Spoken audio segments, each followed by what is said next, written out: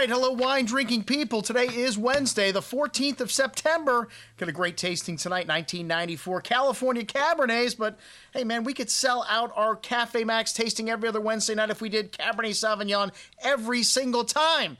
But that's not what this is about. We are trying to give you, our wine-drinking people, a well-rounded education in the world of wine. And we wouldn't be doing our duties if we did not do tastings like this. Alternative red and alternative white tasting. This is the first one ever. Well, I think we've done this tasting before. We just called it something different. Austrian, Greek, and Mount Etna.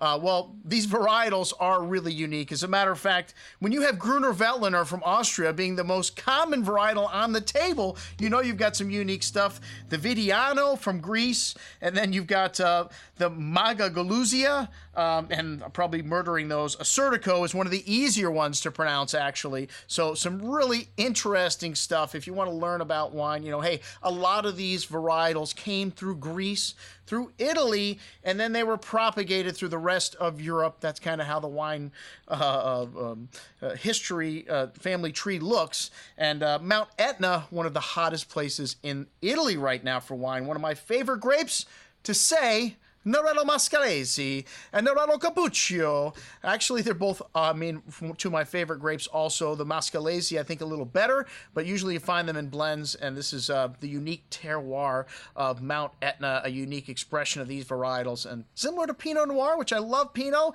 and kind of a cross between Pinot and maybe Nebbiolo, two of my favorite grapes. So we got the greatest producer, Passo Pisciario, Andrea Franchetti's wine on the table, and trust me, even though you've never heard of any of these grape varietals, we're going to have a good time like we always do. Cafe Maxx, there's only 25 spaces in the back room. We had a waiting list of 20 people for our tasting, our blind Pinot Noir tasting. Well, I don't know if we'll have 20 people on the waiting list for the alternative white and alternative red, but like I said, I promise you will not be disappointed. 8 great wines, a great way to spend happy hour at Cafe Maxx, 6:30 to 8 o'clock next Wednesday, the 21st. I'm your host, Andrew Lampasoni, signing off for the Wine Watch, saying, remember, always drink the good stuff first.